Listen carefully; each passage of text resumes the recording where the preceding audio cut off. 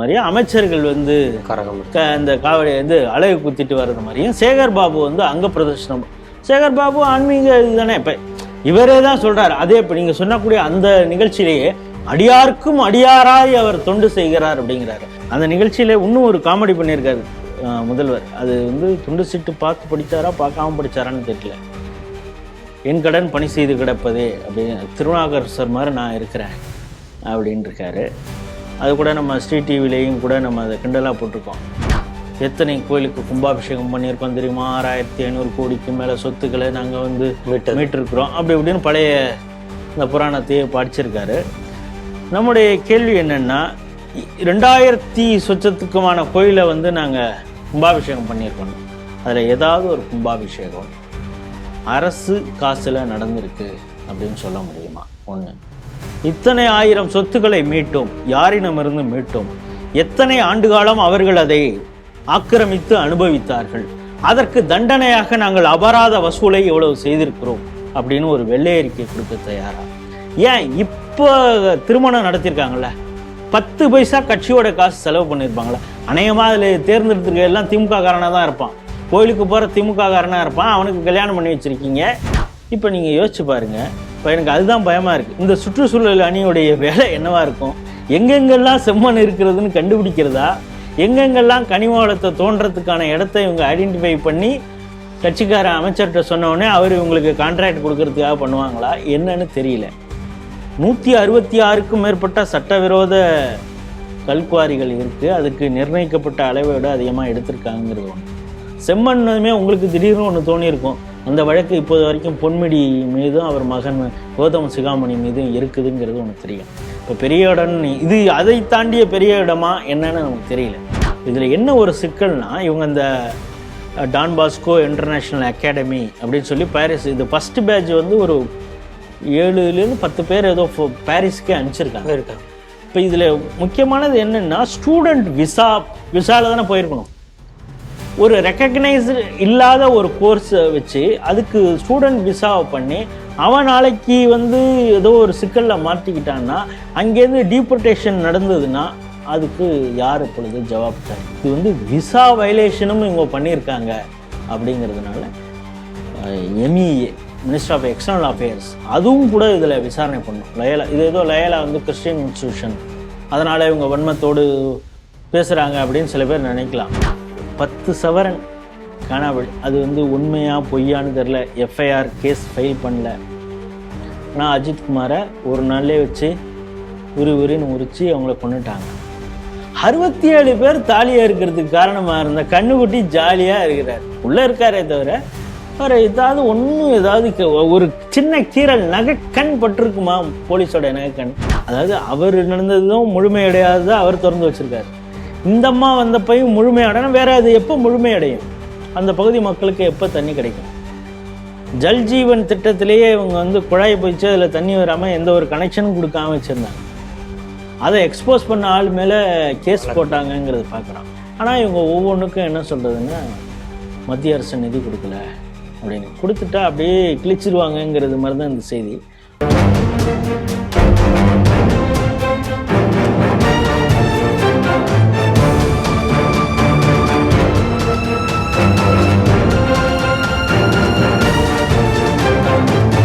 தேசபக்த Sri TV நேயர்களுக்கு வணக்கம்.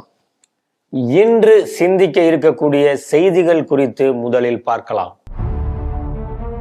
Tughlaq அட்டைப்பட cartoon வன்மத்தின் வெளிப்பாடு, மனம் நொந்த ஸ்டாலின். சேலம் செம்மண் திருட்டை நியூஸ் சேனலில் லைவில் பேசிக் கொண்டிருந்த ரிப்போர்ட்டருக்கு அடியுதை. யுஜிசி நெறிமுறையை மீறி புதுகோஸ் லயோலா கல்லூரி மீது நடவடிக்கை எடுக்க கோரி லீகல் ரைட்ஸ் புரொடெக்ஷன் போரம் புகார். விருதுநகர் பட்டாசு வெடிவிபத்தில் உயிரிழந்த குடும்பத்தினர் இழப்பீடு கேட்டு போராட்டம் நடத்தியவர்களை மிரட்டிய போலீஸ் அதிகாரி. அதிமுக பாஜக கண்டனம். சோதிமணி திறந்து வைத்த குடிநீர் குழாய் விழா முடிந்ததும் மாயம். திமுக போல காங்கிரசும் அசத்தல் போட்டோ ஷூட். ஸ்ரீ டிவியின் உண்மை நின்றிட வேண்டும் என்ற உரத்த சிந்தையோடு நான் உங்கள் பாஸ்கரன். இன்றைய செய்திகள் குறித்து சிந்தித்து கலந்துரையாட நம்மோடு அரங்கத்தில் இணைந்திருப்பவர் மூத்த அரசியல் விமர்சகர் திரு ராஜேஷ் ராவ் அவர்களை ஸ்ரீ டிவி நேயர்கள் சார்பாக இணைய வரவேற்கிறேன். வணக்கம் சார். வணக்கம் பாஸ்கரன். ஹெச்ஆர்என்சி சார்பில் ஒரு 34 ஜோடிகளுக்கு திருமண ஏற்பாடு செஞ்சிருக்காங்க. முதல்வர் அவர் தான் திருமணத்தை தலைமையேற்று நடத்தி வைத்திருக்கிறார். நம்ம ஹிந்து மத கலாச்சாரத்தைப்படி புரோகிதர் தான் கல்யாணத்தெல்லாம் பண்ணி வைப்பாங்க. அவர்கள் பகுத்தறிவாதிகள். இப்போ அவருடைய தலைமையில அவர் கையில் எடுத்து கொடுக்க மணமகள் கழுத்துல தாலி கட்டுற அந்த நிகழ்வு நடந்திருக்கு. அந்த நிகழ்ச்சியில பேசும்போது அவர் என்ன சொல்லியிருக்காரு அப்படின்னா, என்னையும் அதாவது முதல்வரின் அமைச்சர்களையும் காவடி குத்திக்கிட்டு கரகம் ஏந்தி கொண்டு வருவது போல துக்ளக் அட்டைப்படம் வெளியிட்டு இருக்கிறது. இதற்கெல்லாம் பார்த்து நான் கவலைப்பட போறதில்ல. எனக்கு அதை பார்த்து சிரிப்போ கோபமோ வரல, எனக்கு பரிதாபம் தான் வந்தது. அவர்கள் இத்தனை வன்மமாக இருக்கிறார்களே அப்படிங்கிற மாதிரி எல்லாம் அவர் பேசியிருக்காரு. இந்த செய்தி எப்படி பாக்குறீங்க? இது குறித்து அந்த கார்ட்டூனுக்கு பின்னால் இருக்கக்கூடிய அந்த நகைச்சுவை உணர்வை வெளிப்படுத்திய திரு துக்ளக் சக்தியா அவர்கள் அவருடைய சமூக வலைத்தள கணக்கில் இது குறித்து ஒரு கருத்து போட்டிருக்காரு. ஏன் முதல்வர் இவ்வளோ சீரியஸாக இருக்கா அப்படின்னு. துக்ளக் இது போன்று பல கார்ட்டூன்களை போட்டிருக்கு. அதாவது மற்ற பத்திரிகையெல்லாம் அந்த பத்திரிகையில் உள்பக்கத்தில் தான் ஏதாவது ஒரு கார்ட்டூன் போடும். ஃபார் எக்ஸாம்பிள் ஆனந்த விகடனாக இருக்கட்டும், இல்லை ஜூனியர் விகடன், இதுவோ அந்த குடும்பங்களில் வரக்கூடியதாக இருக்கட்டும், குமுதம், இப்போ எல்லாமே கார்ட்டூன் உள்பக்கம் தான் இருக்கும். ஆனால் துக்ளக்கில் மட்டும்தான் அட்டைப்படமே ஒரு கிண்டல் பண்ணி கேலி பண்ணக்கூடிய ஒரு கார்ட்டூனோட வரும். இது பல ஆண்டுகளாக செய்துட்டு இருக்காங்க. இன்னைக்கு ஸ்டாலினை கிண்டல் பண்ணிட்டது மாதிரி அவர் ரொம்ப வருந்துறாரு. காமராஜர், அதாவது மிகவும் விரும்பி அவருக்காக பிரச்சாரம் செய்த காமராஜரை கிண்டல் பண்ணியிருக்காரு, ராஜாஜியை கிண்டல் பண்ணியிருக்காரு, இந்திரா காந்தியை கிண்டல் பண்ணியிருக்காரு, ராஜீவ் காந்தியை கிண்டல் பண்ணியிருக்காரு, PV நரசிம்மராவை கிண்டல் பண்ணியிருக்காரு, தேவகவுடா, வாஜ்பாயை. அவர் சொல்லப்போனா பாஜக ஆட்சியில அவர் ராஜ்யசபா எம்பியாகவே ஆக்கப்பட்டார். அப்படி இருந்தாலும் வாஜ்பாயை கிண்டல் பண்ணியிருக்காரு. தமிழக தலைமை, பாஜகவுடைய தமிழக தலைமையை கிண்டல் பண்ணி கூட கார்ட்டூன் போட்டிருக்காங்க. கருணாநிதியே போட்டிருக்காங்க, ஜெயலலிதாவே போட்டிருக்காங்க. அதே போல இப்பொழுது ஸ்டாலினை இது பண்ணியிருக்காங்க. துக்ளக் அவர் சத்யா அவர்கள் சொல்லும் பொழுது என்னன்னா, இதுல ஒரே ஒரு ஆள் சில சமயம் ரொம்ப ஒரு கேலி அதிகமாக பண்ணிட்டோன்னா அதில் சீரியஸ் ஆகிறது ஜெயலலிதா மட்டும்தான் ஆவாங்க. பாக்கி யாரும் எல்லாம் ஜாலியாக கிண்டலாக எடுத்துப்பாங்க. இன்னும் சொல்லப்போனால் கருணாநிதி ஃபோன் பண்ணியே உடனே சோட்டேனே அப்படியெல்லாம் போட்டிருக்கேன்னு கிண்டலாக, அதுக்கப்புறம் ஜாலியாக அவங்க பேச ஆரம்பிச்சிடுவாங்க ஃபோன்லேயே. அப்படி தான் இருந்திருக்கு. கேலிங்கிறது ஒரு முக்கியமான அரசியல் கட்சி, ஆளுங்கட்சியை தான் கிண்டல் பண்ண முடியும். இப்போ தாவேக்காவையோ இல்லை கம்யூனிஸ்டுகளையோ இல்லை திமுகவை நம்பி பிழைக்கக்கூடிய விசிகாவையோ பெரிய லெவலில் கிண்டல் பண்ணால் அது ட்ரெண்ட் ஆகாது. ஆளுங்கட்சி இல்லைன்னா பிரதான எதிர்கட்சி இதை ஏதாவது கிண்டல் பண்ணி தான் கார்ட்டூன் பண்ண முடியும் அப்படிங்கிறத சொல்லியிருக்காரு. இன்னொன்று, வன்மத்தை கக்குகிறார்கள் அப்படின்னு சொல்லும் பொழுதுதான் நம்ம இதில் அந்த விஷயத்தில் கூட அவர் இந்து விரோதமாக இருக்கிறார் அப்படிங்கிறதான் பார்க்கணும். அவங்க என்ன பண்ணுறாங்க, முருகன் மாநாடு முடியுது. அந்த மாநாடு குறித்து திமுக அமைச்சர்கள் என்ன பேசுனாங்கன்னு தெரியும். நாங்கள் நடத்தினதுதான் ஒரிஜினல் மாநாடுன்னாங்க. ரகுபதி என்ன பேசுனான்னு தெரியும். நாங்களும் முருக பக்தர்கள் தான் அப்படின்னாங்க.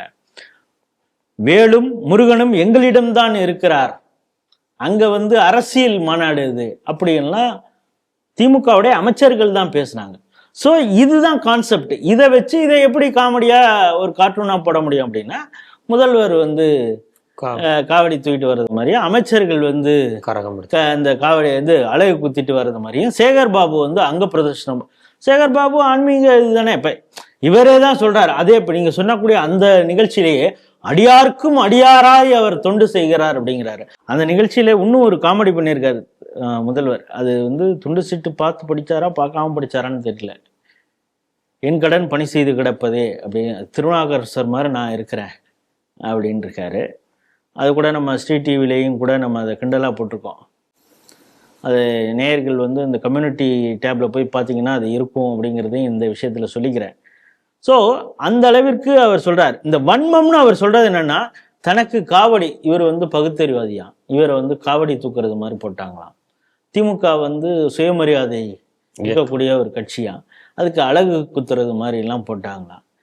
அதாவது இந்து அடையாளங்களை இவர்களுக்கு போட்டா அது வந்து வன்மம் அப்படின்னா, ஃபார் எக்ஸாம்பிள் இவர் தலையில் ஒரு குல்லா போட்டிருக்காங்கன்னு வச்சுப்போம்.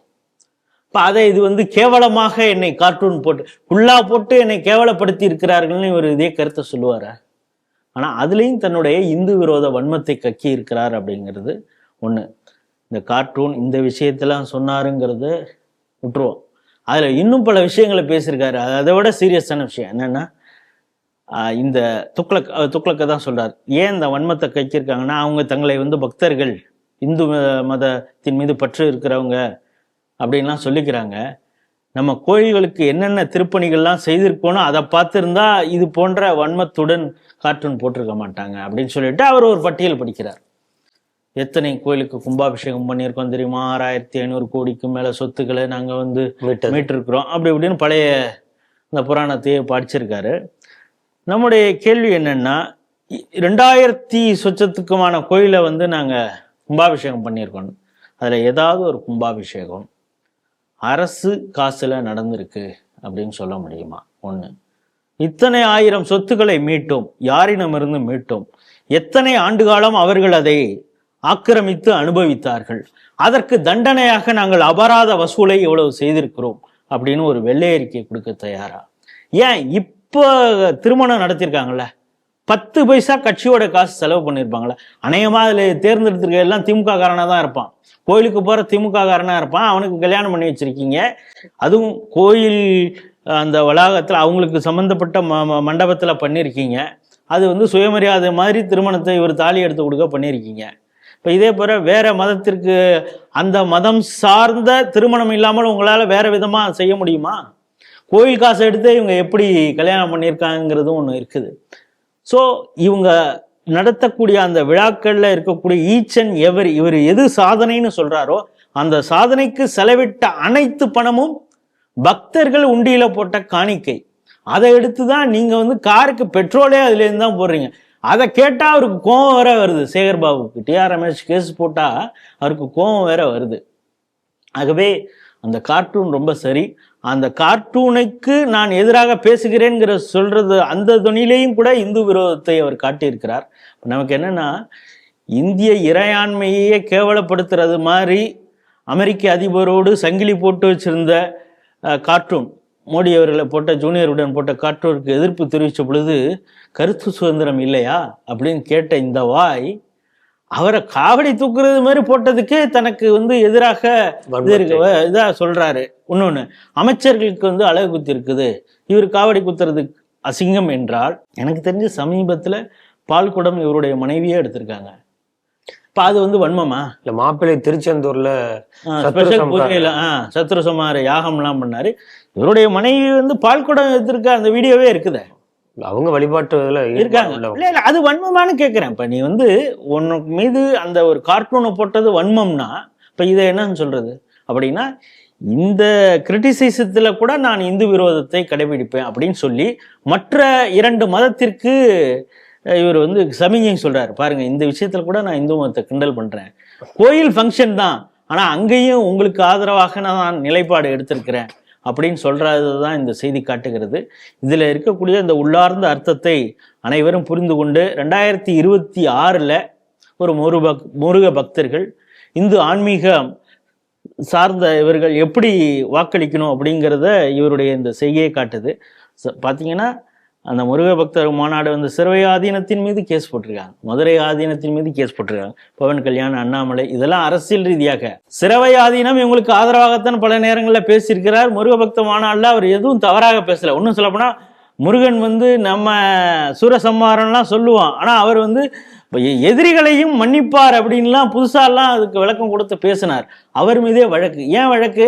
அவங்களுடைய ஆண்டு விழாவில் வந்து மோகன் பகவத் RSS தலைவர் கலந்து கொண்டதுனால அவருக்கும் சேர்த்து ஒரு வழக்கை போட்டிருக்காங்க. அப்படிங்கிறப்பயே இந்து விரோத ஆட்சி அப்படிங்கிறதுல திமுக ரொம்ப தெளிவாக இருக்கிறது. இது மற்ற 2 மதத்திற்கு சமிகை கொடுக்கறதா தான் இந்த செய்தி. அடுத்த செய்தியாக சேலத்தை அடுத்த பகுதிகளெல்லாம் செம்மண் கடத்தப்படுவதாக ஒரு தகவல் வந்திருக்கு. சென்னையில் இருக்கக்கூடிய தனியார் தொலைக்காட்சி நிறுவனம் அவங்க குழுவோட அங்க போயிட்டு அதை கவர் பண்ணியிருக்காங்க. பேச்சுவார்த்தை நடைபெற்று கொண்டுட்டே இருக்கும்போது கேமராமேன் என்ன பண்றாரு, லைவை ஸ்டார்ட் பண்ணிட்டு இது எந்த இடத்துல இருக்கோம், நம்ம என்ன பண்ணிட்டு இருக்கோம்னு சொல்லும் போதே அங்க இருக்கக்கூடிய குண்டாஸ் அவர்கள் வந்து இந்த கேமராமேனை அடிச்சு தள்ளி உன்னை இங்கேயே புதைச்சிருவோம், அடிச்சு கொண்டு புதைச்சிருவோம், இதெல்லாம் பெரிய இடத்து சமாச்சாரம், இது உள்ள நீ தலையிடாத அப்படிங்கிற மாதிரியான மிரட்டியிருக்காங்க. அது காட்சி பதிவாகி அது மிகப்பெரிய வைரல் ஆயிட்டு இருக்கு. அந்த கேமராமேன் வந்து சிறிய காயங்களோடு இப்போ அங்க இருக்கக்கூடிய ஒரு தனியார் மருத்துவமனையிலும் அனுமதிக்கப்பட்டிருக்கிறார். செய்தி எப்படி பாக்குறீங்க? அவருக்கு ஏதாவது போன்ல ஏதாவது சாரி சொல்லியிருக்காரா முதல்வர்? இது வரைக்கும் உதயநிதி ஸ்டாலின் ஏதாவது சாரி சொல்லியிருக்காரா தெரியல. ஆனா சமீபத்துல ஒரு காமெடி பண்ணாங்க தெரியுமா? திமுக அவங்களுடைய பல பிரிவுகள் இருக்கு, வழக்கறிஞர் பிரிவு, விவசாய அணி அப்படின்னு, வர்த்தக அணி, இந்த கட்சி கட்டமைப்புல பல இதுன்னு. இந்த பாஜக இல்லை மற்ற நாம் தமிழர் இதை பார்த்து காப்பி அடித்து புதிதாக 2 அணியை உருவாக்கி அதற்கு நிர்வாகிகள்லாம் போட்டாங்க. ஒன்று என்னன்னா, கல்வித்துறை அந்த ஸ்கூல் அந்த எஜுகேஷன் விஷயமா பார்த்துக்கிறதுக்காக கல்வியாளர் பிரிவு அப்படின்னு போட்டு அதுக்கு நிர்வாகிகள் இருந்தாங்க. இது குறித்து திருமாவளவன் கேட்குறப்ப அவர் காமெடியாக சொன்னார், என்ன கல்வியாளர் அணின்னு ஒன்று ஒரு கட்சியில் தொடங்கியிருக்காங்க. இல்லை இந்த தமிழகத்துடைய அந்த கல்வி தரம், அந்த திறன், இது குறித்தெல்லாம் கவலைப்படக்கூடிய ஒரு இது அமைப்பு இது, அதை வந்து திமுக தொடங்கியிருக்கிறாங்க அப்படின்னு. அப்போனா இவர் கட்சியில் அந்த அணி இல்லைன்னா இவருக்கு அதை பற்றின கவலை இல்லையா அப்படிங்கிறது நிருபர் அடுத்த கேள்வி கேட்டிருக்கணும். அதை கேட்கல, அதை விட்டுங்க. ஏன்னா கொடுத்த காசுக்கு மேலே அவர் கோவி இருக்கிறாருங்கிறதுனால அவரே அப்செட் ஆகிட்டார் இந்த நிருபர். அடுத்த அணி என்னன்னா சுற்றுச்சூழலுக்கான ஒரு அணி. ஏற்கனவே இவங்க ஒரு சுற்றுச்சூழல் அணின்னு ஒன்று இருக்குது, அது திமுகவுடைய எக்ஸ்டெண்டட் அணி தான். இந்த பியூஷ் மனுஷ், பூவிலகின் நண்பர்கள், இவங்கெல்லாம் எக்ஸ்டெண்டட் விங்கு தான் திமுக. அதாவது மற்ற கட்சிகள் ஆட்சி செய்யும் பொழுது அவங்க வந்து சுற்றுச்சூழல் போராளியாக வருவாங்க. திமுக ஆட்சியின் போது அவங்க வந்து செயற்பாட்டாளராக மாறி அரசியல் சம்பந்தமான வழக்குகள் மட்டும்தான் அவங்க போடுவாங்க. அண்ணாமலையின் மீது வழக்கு, பாஜகவின் மீது வழக்கு. அவங்க அந்த நேரத்தில் சுற்றுச்சூழலுங்கிற அந்த கேரக்டர் அவங்க சினிமாவில் கொடுத்த அந்த ட்ராமாவில் கொடுத்த அந்த கேரக்டரை விட்டுட்டு அடுத்த கேரக்டருக்கு அவங்க தாயிடுவாங்க. ஸோ எதுக்காக கட்சிக்காக இந்த அணியை ஆரம்பிச்சாங்கன்னு தெரில. மேபி அந்த இதில் இருக்கிறவங்க எல்லாருமே இதில் ஜாயின் பண்ணோம் அந்த அமைப்பில் அப்படின்னு நினச்சிட்டு வந்தாங்களான்னு தெரில. அது ஒரு அணி. இப்போ நீங்கள் யோசிச்சு பாருங்க. இப்போ எனக்கு அதுதான் பயமாக இருக்குது. இந்த சுற்றுச்சூழல் அணியுடைய வேலை என்னவா இருக்கும்? எங்கெங்கெல்லாம் செம்மண் இருக்கிறதுன்னு கண்டுபிடிக்கிறதா, எங்கெங்கெல்லாம் கனிம வளத்தை தோன்றதுக்கான இடத்த இவங்க ஐடென்டிஃபை பண்ணி கட்சிக்கார அமைச்சர்கிட்ட சொன்னோடனே அவர் இவங்களுக்கு கான்ட்ராக்ட் கொடுக்கறதுக்காக பண்ணுவாங்களா என்னன்னு தெரியல. 166க்கும் மேற்பட்ட சட்டவிரோத கல்குவாரிகள் இருக்குது. அதுக்கு நிர்ணயிக்கப்பட்ட அளவை விட அதிகமாக எடுத்திருக்காங்கிறது ஒன்று.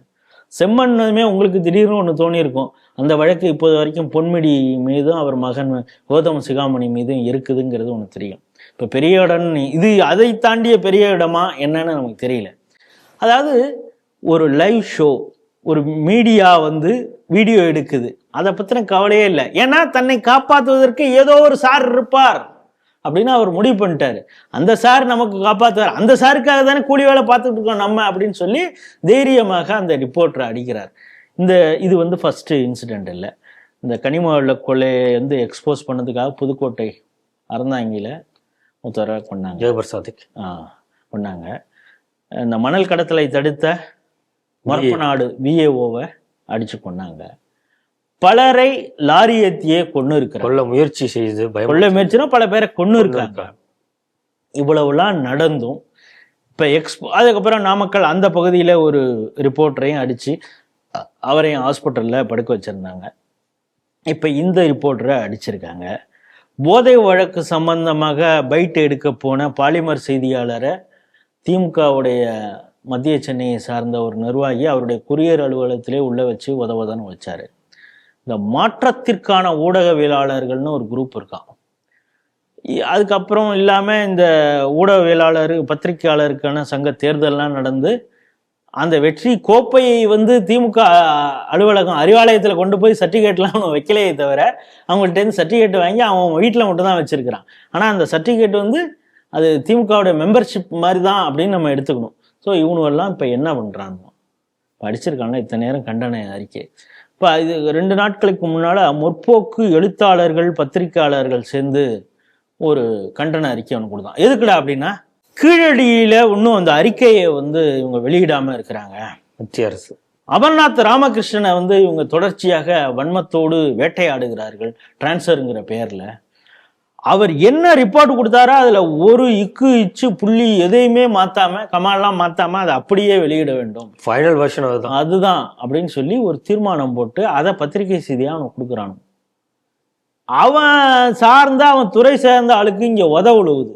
இதை குறித்து ஒரு எடிட்டர்ஸ் கில்டுன்னு பண்ணுவான், இந்த பத்திரிகையாளர்கள் ஊடகவியலாளர்கள் சங்கம் அப்படிங்கிறான்.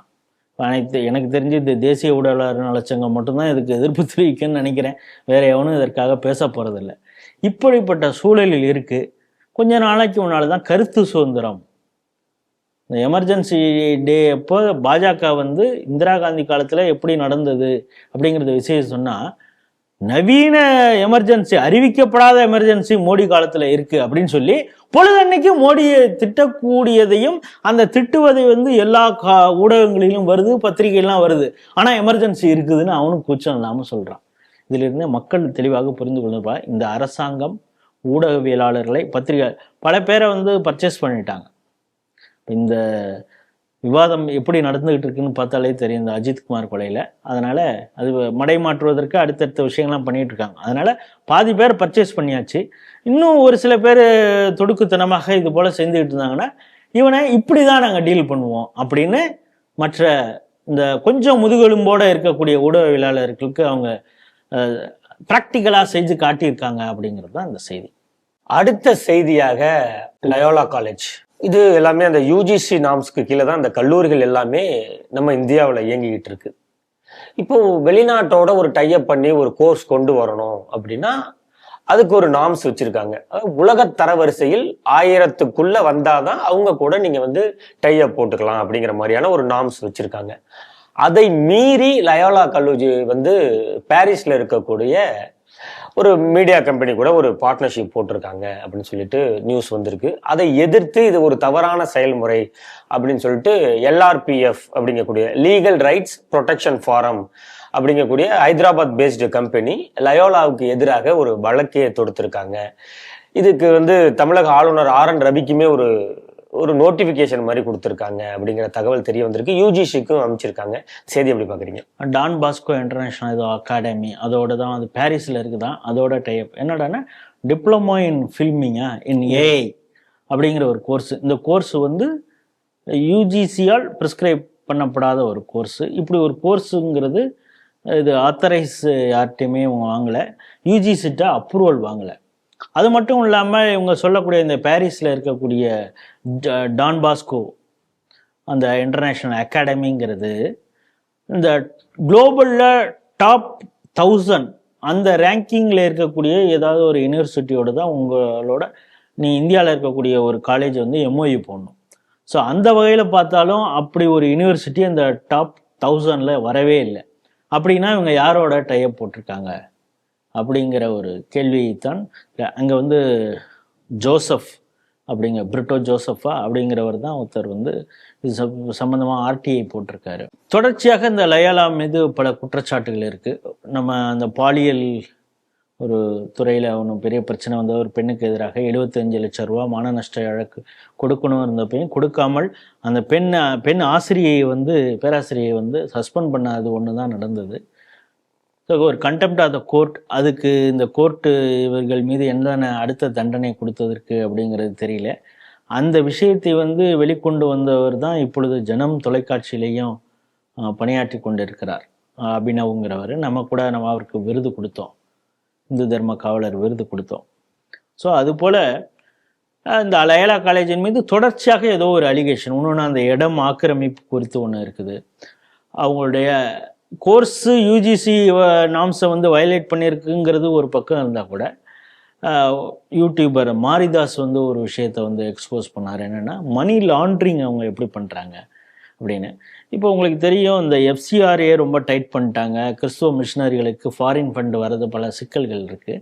இவங்க வந்து லயோலா ஆலுமினி LLC ஈவெண்ட் அப்படின்னு சொல்லி வெளிநாடுகள்லாம் நடத்துகிறாங்க. இதை வந்து ஒரு கம்பெனி மாதிரி ஒன்று துபாயில் ஒன்று ஆரம்பிச்சிருக்காங்க. அங்கே வந்து ஃபண்டு வர வச்சு அதை வந்து நடிகர் விஜய் இப்பொழுது தாவேக்காவுடைய தலைவராக இருக்க அவருடைய மாமா ஜான் பிரிட்டோவா ஏதோ ஒருத்தர் இருக்க, பிரிட்டோ சேவியரோ ஒருத்தர், அவர் வந்து ஃபில்ம் ப்ரொடக்ஷன் கம்பெனிலையும் வச்சுருக்காரு. அவருக்கு இந்த ஆளுமனி அந்த இது மூலமாக ஃபண்டு கொடுக்குறாங்க. அவங்க வந்து எஜுகேஷன் டெவலப்மெண்ட்டுக்காக அந்த லயலா கல்லூரியை வந்து பல்கலைக்கழகமாக மாற்றுறதுக்கு அப்படின்னு சொல்லி தான் இந்த ஆலுமினி ஈவெண்ட்டுன்னு நடத்துகிறாங்க. இப்போ 100-100லேருந்து 150 கோடி ரூபாய் வரைக்கும் வசூல் பண்ணணும் இந்த விஷயத்துக்காகத்தான் அப்படின்னு சொல்லி வசூல் பண்ணிட்டு அதை ஃபில்ம் ப்ரொடக்ஷனுக்கெலாம் இவங்க யூஸ் பண்ணுறாங்க அப்படிங்கிற பல விஷயங்களை அவர் மாரிதாஸ் சொல்ல போய் அவர் மீது மான நஷ்ட வழக்கே வந்து விஜயோட மாமா போட்டார். ஆனால் வழக்கை போட்டுட்டு அப்படியே இருந்துடுறதா என்ன? உண்மை அவர் சொன்னது பொய் அப்படின்னா அவர் அதை வந்து நிரூபிக்கணும். ஆனால் அந்த கேஸுக்கு கூட தொடர்ச்சியாக 2-3 முறை அப்பியர் ஆகலை இவருக்கு, அதாவது விஜயுடைய மாமாவுக்கு ஆதரவாக இருந்த அட்வொகேட். அதனால் அந்த கேஸையே தள்ளுபடி பண்ணிட்டாங்க. மாரிதாஸுக்கு எதிரான அந்த மான நஷ்ட வழக்கு கேஸையே தள்ளுபடி பண்ணிட்டாங்க.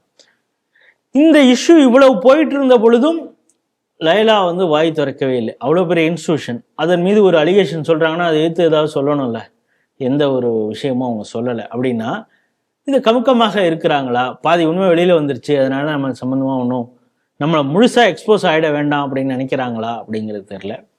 ஆகவே மத்திய அமைச்சரகம், குறிப்பாக இந்த கல்வித்துறையை வந்து கவனிக்கக்கூடியவர்கள், HR அந்த மினிஸ்ட்ரி வந்து இது வந்து முழுமையாக விசாரணை பண்ண வேண்டும். அது மட்டும் இல்லாமல் UGC தொடர்ச்சியாக இங்கே இருக்கக்கூடிய கோர்ஸ் என்னென்ன கோர்ஸ் இருக்குது, இது எந்த அளவிற்கு வந்து இந்த நாம்ஸை வந்து ஃபுல்ஃபில் பண்ணுது, வெளிநாடுகளோடு சட்டத்திற்கு மீறி வந்து டைப் போட்டிருக்காங்களா அப்படிங்கிறத கண்டுபிடிக்கணும். இதில் என்ன ஒரு சிக்கல்னா, இவங்க இந்த டான் பாஸ்கோ இன்டர்நேஷ்னல் அகாடமி அப்படின்னு சொல்லி பாரிஸ், இது ஃபர்ஸ்ட் பேட்ச் வந்து ஒரு 7-10 பேர் ஏதோ பாரிஸ்க்கே அனுப்பிச்சிருக்காங்க. இப்போ இதில் முக்கியமானது என்னென்னா, ஸ்டூடெண்ட் விசாவில் தானே போயிருக்கணும். ஒரு ரெக்கக்னைஸ்டு இல்லாத ஒரு கோர்ஸை வச்சு அதுக்கு ஸ்டூடெண்ட் விசாவை பண்ணி அவன் நாளைக்கு வந்து ஏதோ ஒரு சிக்கலில் மாட்டிக்கிட்டான்னா, அங்கேருந்து டீபோர்டேஷன் நடந்ததுன்னா அதுக்கு யார் இப்பொழுது ஜவாப்தாரி? இது வந்து விசா வயலேஷனும் இவங்க பண்ணியிருக்காங்க. அப்படிங்கிறதுனால MEA minister of external affairs அதுவும் கூட இதில் விசாரணை பண்ணணும். லயலா இது ஏதோ லயலா வந்து கிறிஸ்டியன் இன்ஸ்டியூஷன், அதனால் இவங்க வன்மத்தோடு பேசுகிறாங்க அப்படின்னு சில பேர் நினைக்கலாம். ஆனால் இந்த லயலா வந்து என்னென்னா, பழைய ஆளுமினியை வச்சு இவங்க மார்க்கெட்டிங் பண்ணுறதுன்னு. இப்போ எனக்கு தெரிஞ்சு, நமக்கு தெரிஞ்ச ஒரு டியூஷன் சென்டர்லேயே படித்த பையன் வந்து லயலாவில் படிக்கணும். சரி, அங்கே போயிட்டு நல்ல கோர்ஸ் ஏதாவது படிக்க போகிறானா அப்படின்னா, எதுக்குடா நீ லயலாவில் படிக்கணும்னு ஆசைப்படுற? அதாவது நம்ம ஃப்ரீ டியூஷனில் படித்த பையன் கௌதம் அவனை திரும்ப கேட்டுருந்தார், why you want to join Loyola, அதில் ஏதாவது ஸ்பெசிஃபிக் கோர்ஸ் நீ செலக்ட் பண்ணியிருக்கியா, அதில் நீ படிக்கணும்? இல்லை தனுஷ் மாதிரி நானும் ஆகணும்னு பார்க்குறேன். தனுஷ் படிக்கலை, ஆக்டர் சொல்கிறீங்க, ஆக்டரு. அதுக்கப்புறம் PC ஸ்ரீராம் அங்கே தான் படித்தார், ஆர்யா அங்கே தான் படித்தார் அப்படின்னா அவன் ஒரு லிஸ்ட்டு சினிமாக்காரங்கள்லாம். சரி, அவெல்லாம் படிச்சுட்டு அந்த எஜுகேஷன்லேயே ஏதாவது பண்ணானா அப்படின்னு. PC ஸ்ரீராம் பெஸ்ட்டு ஃபோட்டோகிராஃபர்னு ஒரு வெளியில் வந்தாருந்தார். உதயநிதி ஸ்டாலின் கூட தான் அங்கே படித்தார். படித்து என்ன பெரிய இண்டஸ்ட்ரியல் ஜெயிண்டா? இண்டஸ்ட்ரி வச்சிருக்கலாம், அவர் பேரில் பல டைரக்டராக இருக்கலாம். அது குடும்ப சொத்துனால வந்தது. அவர் வந்து ப்ரூவ் பண்ணி வந்தாரா என்ன? அது மாதிரி பல பேர் லிஸ்ட்டை படிக்கிறான். இவங்கெல்லாம் அங்கே தானே படிச்சிருக்காங்க. அப்படின்னா என்னென்னா, இந்த ஆலுமினியை வச்சுக்கிட்டு அதை வந்து ஒரு மார்க்கெட்டிங் டெக்னிக்காக அவங்கள யூஸ் பண்ணிக்கிட்டு பல இடங்களில் வசூல் பண்ணுறாங்க. ஆனால் கோர்ஸ் அங்கே நடக்கிறது என்ன, அது வந்து அப்ரூவலாக அந்த கோர்ஸ் இருக்கா அப்படிங்கிற பல கேள்விகளை தான் இந்த லீகல் ரைட்ஸ் அந்த ஃபோரம் வந்து கேட்டிருக்குது. இது வந்து மத்திய அரசு உண்மையிலே சீரியஸாக இது திடீர்னு அதுக்காக சில பேர் லாபி பண்ணலாம். லயலா காலேஜுங்கிறது ஒரு பெரிய இது, அதில் இத்தனை ஸ்டூடெண்ட்ஸு பழைய ஆலுமினிஸ் இருக்காங்க, இப்போ படிக்கிறவங்க இருக்காங்க, அவங்களுடைய பேரண்ட்ஸு, இதெல்லாம் பார்த்தோன்னா கிட்டத்தட்ட ஒரு 10,000-15,000 ஓட்டு இருக்கும். அந்த கிறிஸ்துவர்கள்லாம் கோவப்பட்டுருவாங்க அப்படின்னு சொல்லி இங்கேருந்தே கூட யாராவது லாபிக்கெல்லாம் போகலாம். ஸோ அதை பற்றிலாம் கவலைப்படாமல் எக்ஸ்டர்னல் அஃபேர்ஸு, அந்த ஹியூமன் ரிசோர்ஸ் டெவலப்மெண்ட் அந்த மினிஸ்ட்ரி, UGC 3 பேரும் வந்து விசாரணை பண்ணணும் லயோலாவை அப்படிங்கிறது தான் நம்முடைய பார்வை. அடுத்த செய்தியாக, விருதுநகர் மாவட்டம் சின்னகாமன்பட்டியில் ஒரு வெடி விபத்து நடந்திருக்கிறது. அதில் சுமார் 8 பேர் பலியாயிருக்காங்க. இது குறித்து பொதுமக்கள், உற்றார் உறவினர்கள் வந்துட்டு அதுக்கு உரிய இழப்பீடு வழங்கணும் அப்படின்னு சொல்லிட்டு போராட்டம் பண்ணியிருக்காங்க. அப்போ மாவட்ட எஸ்பி தலைமையில போலீஸ்க்கெல்லாம் வந்து கூட்டத்தை கட்டுப்படுத்துற போது அப்போ எஸ்பி சொல்றாரு, தொலைச்சிருவன் பார்த்துங்க அப்படிங்கக்கூடிய துணியில அந்த இழப்பீடு கேட்டு போராடிய மக்களை மிரட்டி இருக்கிறார்.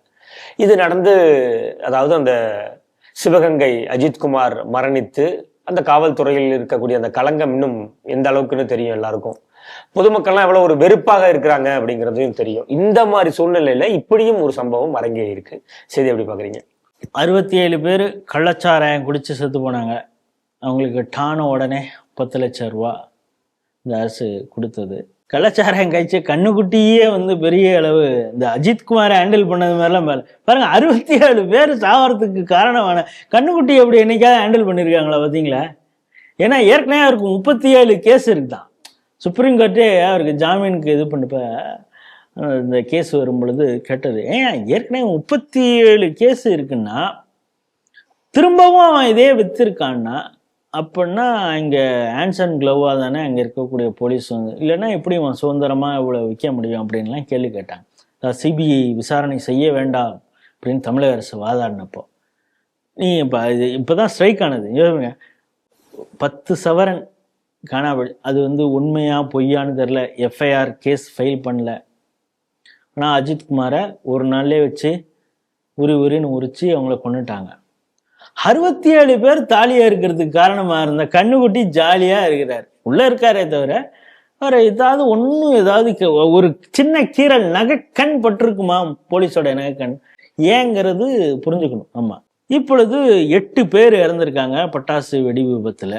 அந்த குடும்பத்திற்கு வருமானத்தை ஈட்டக்கூடிய யாரோ தான் இறந்தாங்க. ஒரு பெண் இறந்திருக்கலாம், இல்லை அந்த கணவன் இறந்திருக்கலாம். அந்த பிரெட் வின்னர்னு சொல்லுவாங்கள்ல, அவங்கள இழந்து நிற்கிறாங்க. சோர்ஸ் ஆஃப் இன்கம்ங்கிறதே அந்த குடும்பத்துக்கு இல்லாமல் போகும். அவங்க அட்லீஸ்ட் இந்த இழப்பீடு மூலமாவது அதை வந்து நம்ம ஃபுல்ஃபில் பண்ணிக்க முடியுமான்னு அவங்க போராடுறாங்க. தொலைச்சிருவான் பாருங்க. நீங்கள் ஃபஸ்ட்டு அடுத்து என்னென்னா மண்ணு திருடுறவன் என்ன சொல்கிறான், ரிப்போர்ட்டரை உன்னை தொலைச்சிருவேன், இங்கேயே புதைச்சிருவேன் அப்படின்னு. இங்கே எஸ்பி போலீஸ் என்ன சொல்கிறாரு, நடக்கிறத வேற மாதிரி ஆயிடுன்னு. வேற மாதிரி ஆயிடுன்னா அஜித்குமார் மாதிரி ஆயிடுன்னு அவன் புரிஞ்சுக்கணுமான்னு தெரியல. அதானே வேற மாதிரி ஆயிடுன்னா என்ன? ஆனால் நேற்று தான் பார்த்தீங்கன்னா டேவிட்சன் தேவ ஆசீர்வாதம் எப்படி காவலர்கள் நடந்து கொள்ள வேண்டும் அப்படின்னு ஒரு லிஸ்ட் பிடிக்கிறாரு. இப்படி நடந்துக்கணும், பொது இடங்கள்ல நீங்கள் அப்படி நடந்தக்கூடாது, பெண் காவலர்களை தேவையில்லாத இந்த டியூட்டியில் போடக்கூடாது, அப்படி ஆகணும் வரிசையாக போட்டுட்டு வேறு மடை மாற்றுவதற்காக இந்த இஷ்யூ, அதாவது கோர் இஷ்யூ, அந்த லாக்அப் டெத்தாக இருக்கலாம், இல்லை போலீஸுடைய ஹை ஹேண்டட்னஸ்னால இருக்கக்கூடிய அந்த அவுட்ரேஜ் தமிழகம் முழுக்க பேசிட்டு இருக்கிறத மடை மாற்றுவதற்கு ஒரு சின்னதாக நம்ம ஒரு பெப்பர் ஒன்று போடுவோம். அதை எல்லாரும் கத்திக்கிட்டு இருப்பாங்க, நைஸாக இதை மறந்துடுவாங்க அப்படிங்கிறது. அடுத்த ஆண்டு விநாயகர் சதுர்த்தியிலே விநாயகர்களை ஏற்கனவே வச்ச அந்த எண்ணிக்கையை விட அதிகமாக இது பண்ணாமல் பார்த்துக்கணும். இப்போ நீங்கள் லாக்அப் டெத்துக்கும் போலீஸு அஜித்குமார் அடிச்சே கொன்னதுக்கும் விநாயகர் எண்ணிக்கை சிலை வைக்கிறதுக்கும் ஏதாவது ஒரு துளி அளவாவது ஏதாவது தொடர்பு இருக்கா? அப்பன்னா அந்த நாம்சில ஏன் அதையும் சேர்த்து அவர் சொல்றார் அப்படின்னா, இந்துத்துவ அமைப்புகளாக இருக்கட்டும், இப்பொழுது குரல் கொடுக்கக்கூடியவர்கள்லாம் இது சம்பந்தமா பேசிட்டு அது இப்போ நம்ம இது யாராவது பேசுவோமா, எப்படி நீ வந்து விநாயகருக்கு எப்படி இருக்கல பாருங்கள், டேவிட்சன் தேவாசிர்தம் ஒரு கிறிஸ்துவர் என்பதால் இப்படி நடந்து கொள்கிறார் அப்படின்னு ஒரு இந்துத்துவ ஆட்கள் பதில் சொல்றாங்கன்னு வச்சுக்கோங்க. பாருங்க, காவல்துறையிலேயே மதவாதத்தை ஏற்படுத்துகிறார்கள் அப்படின்னு சொல்லி ஒரு டிபேட்டை ஏற்படுத்தி மீடியா வந்து அதை பற்றி தான் பேசியிருப்பான். பாருங்க, காவல்துறைனா காவல்துறைங்க எல்லாருக்கும் அவங்க சமமாக தாங்க செயல்படக்கூடியவங்க. அவ்வளவு கூட்டம் 5 லட்சம் பேருக்கு மேல் கூடினார்கள் முருக மாநாடு. ஏதாவது சின்ன அசம்பாவிதம் நடந்ததா? அதற்கு காரணம் காவல்துறை அங்கே இல்லவே இல்லை. பாதுகாப்புக்கு அவ்வளவு ஒழுங்காக நடந்தது மாநாடு. ஆனா அதுக்கும் இவங்க ஸ்டிக்கர் ஒட்டிப்பாங்க. அவங்க அதுக்கெல்லாம் பாதுகாப்பு கொடுத்ததுனால பிரச்சனை இல்லாமல் நடந்தது. எல்லாரையும் ஒரே மாதிரி இந்த காவல்துறை பார்க்கும். அங்கு இருக்கக்கூடிய ஒரு அதிகாரியும் மத ரீதியாக ஏற்கனவே அண்ணாமலை இதே போல டேவிட்சன் தேவாசீர்வாதத்தை சொன்னார், இப்பொழுது இந்து அமைப்புகள் இப்படி சொல்கிறது. இதை மட்டுமே பேசிட்டு இந்த கோர் இஷ்யூ அஜித்குமார் அடிச்சு கொண்டதை பற்றி யாரும் பேச மாட்டாங்க அப்படிங்கிறதுக்காகவே அந்த லிஸ்ட்ல சேர்க்கப்பட்டதான் இது. அதைத்தான் இன்னைக்கு இந்து முன்னணியும் குறிப்பிட்டிருக்கு. இப்போ இந்த சிவகாசியில இவங்க அப்பாவியாக இருக்கிறவங்க நெருக்கதியாக இருக்கிறார்கள், இவங்க வந்து போராடினாங்கன்னா வேற மாதிரி ஆயிடும்னு அவர் சொல்றாருன்னா, நம்ம என்னதான் நம்ம ஐஹேண்டட்னஸோட இருந்தாலும் நம்மை காப்பாற்ற ஒரு சார் இருக்கிறார் அப்படின்னா அந்த எஸ்பியும் முடிவு பண்ணியிருக்காரு. பாருங்க, இதுக்கு முன்னால் இது நடந்ததில்லை. அஜித்குமார் அந்த கொலைன்னு நடந்திருக்குன்னு ஒரு பக்கம், போலீஸ் அந்த இதில் இமிடியேட்டாக அப்படி தான் செயல்படணும் அந்த துறை. உடனே அது சம்பந்தப்பட்ட 5 காவலர்களையும் பணி நீக்கம் பண்ணுறாங்க. உடனடியாக குடும்பத்தினர் போராடுறாங்க. மேலதிகாரி சொல்கிறது தானே அவங்க செஞ்சாங்கன்னு அவங்கள வச்சு ஒரு போராடுறாங்கன்னா, காவல்துறையே வந்து அந்த குடும்பத்தினரை போராட அழைச்சிருக்குதா, இல்லை அவங்க தன்னெழுச்சியாக வந்து போராடினாங்களா அப்படிங்கிறது இதெல்லாம் இதுக்கு முன்னால் நடந்ததில்லை. உடனே போலீஸ் குடும்பத்தினர் வந்து ரோட்டுக்கு வந்ததெல்லாம் இது வரைக்கும் நடந்ததில்லை. அதுவும் அடுத்த நாள் இப்படி அன்னைக்கே இப்படியெல்லாம் யாரும் போராடினதில்லை. அப்படின்னா இந்த காவல்துறை வந்து முதல்வரின் கட்டுப்பாட்டிலே இல்லை, அவருக்கு பல விஷயங்கள் சொல்லப்படுவதில்லை அப்படின்னு பலரும் பேசி கொண்டிருக்காங்க ஊடகங்கள்ல. அது உண்மையோ அப்படிங்கிறது. இவ்வளவு விஷயம் நடந்திருக்கு, இவ்வளவு சென்சிட்டிவான ஒரு விஷயம் போயிட்டு இருக்கும் பொழுதே அங்க அப்பாவியாக நெருக்கதியாக இருக்கிறவர்கள் போராடுறாங்க. அவங்கள வந்து நடக்கிறதே வேற மாதிரி ஆயிடும்னு ஒருத்தர் தைரியமா சொல்றாருன்னா அப்படின்னு. இப்ப எச்ராஜா கேட்ட அதே கேள்விதான் நம்ம கேட்க வேண்டியதா இருக்கு. இந்த 8 பேரும் இந்துக்கள்ங்கிறதுனால அந்த காவல்துறை அப்படி செயல்படுதா, அது செத்தவன் அஜித்குமார் அதனால இப்படி செயல்படுதா அப்படின்னு. நீங்க பாருங்க, நேத்து வந்து ஒரு மின் கசிவுனால அது ஒயர் கீழே விழுந்திருக்கு, மழை தண்ணியில் விழுந்திருக்கு. அதில் கரண்ட் பாஸ் ஆகி ஒரு பள்ளி செல்லக்கூடிய மாணவன் நபுல் அப்படிங்கிற முஸ்லீம் மாணவன் நினைக்கிறேன், அந்த ஏரியாவில் திருவொற்றியூரில் அவ்வளோ பெரிய போராட்டம் நடந்துகிட்டு இருக்கு. எனக்கு தெரிஞ்சவங்க பெரிய அளவுக்கு காம்பன்சேஷன் கொடுப்பாங்க, ஏன்னா இறந்தது யாருன்னு தெரியும். ஏன்னா இந்த அரசாங்கம் அப்படித்தான் செயல்படுகிறதோ அப்படிங்கிறத. அதனால தான் எடப்பாடி அவர்களும் கண்டிச்சிருக்காரு, பாஜகவுடைய எல்முருகனும் சொல்லியிருக்காரு. இதில் எனக்கு ஒரே ஒரு பார்வை ஒன்று இருக்கிறது. என்னன்னா, இந்த சிவகாசி விருதுநகர் இந்த பக்கத்தில் இந்த பட்டாசு இந்த விஷயம் குறித்து தொடர்ச்சியாக ஃபாலோ பண்ணிட்டு அந்த பட்டாசு உற்பத்தியாளர்களுக்கு இருக்கக்கூடிய பிரச்சனையும் அந்த தொழிலாளர்களுக்கு இருக்கக்கூடிய பிரச்சனையும் குறித்து தொடர்ந்து அட்ரஸ் பண்ணிட்டு இருந்தவர் பாஜக இருக்கக்கூடிய ப்ரொஃபசர் சீனிவாசன் அவர்கள். அவர் அந்த தொகுதியில் தான் எலெக்ஷன்லையும் நிற்பார் அப்படின்னு சொல்லி தான் அதற்கான வேலையும் அவர் பார்த்துக்கிட்டு இருந்தார். இப்போ இந்த பிரச்சனை இப்போ வந்திருக்கல, 8 பேருக்கு நிவாரணம் இல்லாமல் இருக்காங்க, போராடுறாங்க, அவரை போலீஸ்காரர் மிரட்டுகிறார். இப்போ அவருக்காக யார் குரல் கொடுப்பா? ஒருவேளை இவர் அங்கே இருந்து ஒரு ரெப்ரசன்டேட்டிவாக இருந்தால், இல்லை அவருக்கு அங்கே நிற்கிறதுக்கு ஒரு வாய்ப்பு ஏற்படுத்தியிருந்தா கூட அவங்களுக்காக அவர் இப்போ வந்து குரல் கொடுக்க முடியும். இப்போ அந்த இடத்துல ஒரு அம்மாவை நிறுத்தினாங்கல்ல, வெளிக்கட்சியிலேருந்து வந்தவங்க, அவங்க இப்போ எங்கே ஷூட்டிங் எங்கேயாவது போயிருப்பாங்கன்னு நினைக்கிறேன், ஏதாவது சீரியலுக்கு. இதை பாஜகவும் புரிந்து கொள்ள வேண்டும். மக்களுக்காக சில பேர் இருக்காங்க பாஜகவில், அவங்களுக்கான உரிய ஒரு பங்களிப்பு, அவங்களுக்கு பங்களிப்பு செய்வதற்கான வாய்ப்பை ஏற்படுத்தி கொடுக்க வேண்டும், அதுக்கு ஒரு மரியாதை கொடுக்கணும் அப்படிங்கிறதையும் சேர்த்தே இந்த செய்தியில நான் பார்க்குறேன். நிறைவு செய்தியாக, திண்டுக்கல் மாவட்டம் எரியோட்டில் வாட்டர் டேங்க் ஓபன் பண்ணியிருக்காங்க, அதுக்கான குடிநீர் பைப்பையும் ஓபன் பண்ணியிருக்காங்க. அது ஒரு செர்மனி. அது சில தினங்களுக்கு முன்பே அப்பகுதி திமுக பிரமுகர் திறந்து வச்சுட்டாரு. இந்த கரூர் எம்பி அங்க வர்றதுனால மீண்டும் அதுக்கான மேக்கப்லாம் பண்ணி திறப்பு விழா பண்ணி வச்சிருக்காங்க. இந்த அம்மையாரும் அதை திறந்து வச்சிருக்காங்க. இந்த அம்மையார் போன அடுத்த 1/2 hourல பார்த்தா அங்க இருக்கிற பைப்பை காணும். என்னடா இது அப்படின்னு சொல்லிட்டு பொதுமக்கள்லாம் பயந்து போய் சரி வாட்டர் டேங்காவது இருக்கான்னு பார்க்கும்போது வாட்டர் டேங்க் அங்கதான் இருக்கு, ஆனா அதுக்கான பைப் லைன் இல்லை.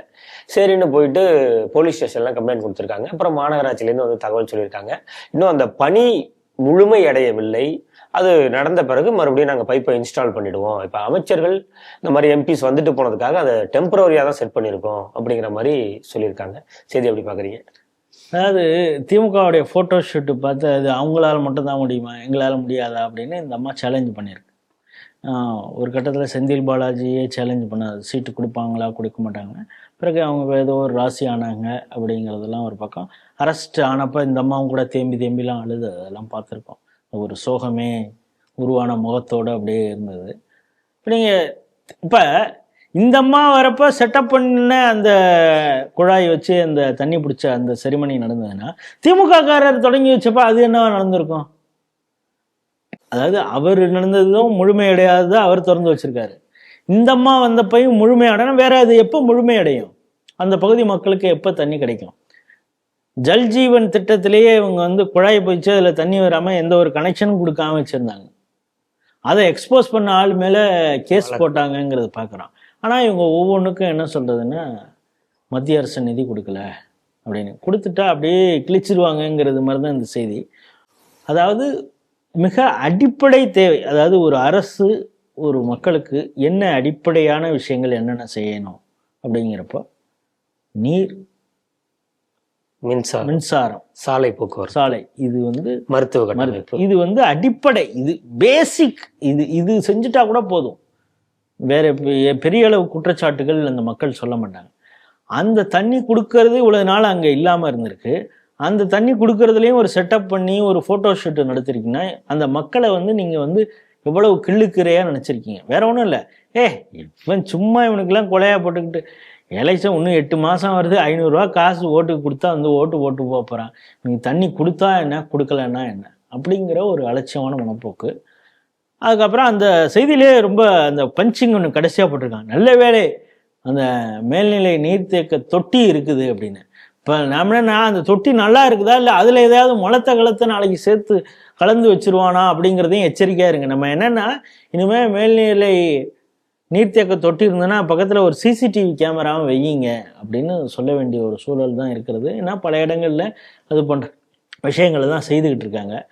ஆகவே திமுகவுடைய ஒரு ஜாடிக்கேற்ற மூடிங்கிறது மாதிரி மிக சிறந்த கூட்டணியில் காங்கிரஸ் இருக்கிறது. உனக்கு நானும் சலைச்சவன் இல்லை அப்படிங்கிறது மாதிரி ஒரு ஃபோட்டோ ஷூட் இந்த அம்மா நடத்திருக்கு. ஆனால் வாய்க்கா வரைக்கும் இருக்கிறது மாதிரி அப்படியே பாராளுமன்றத்தில் போனால் இந்த அம்மா அப்படியே கேட்குற கேள்வி என்ன, அப்புறம் பேசிக் விஷயங்கள் கூட தெரியாமல் கேள்வி கேட்டுட்டு கிடங்கு.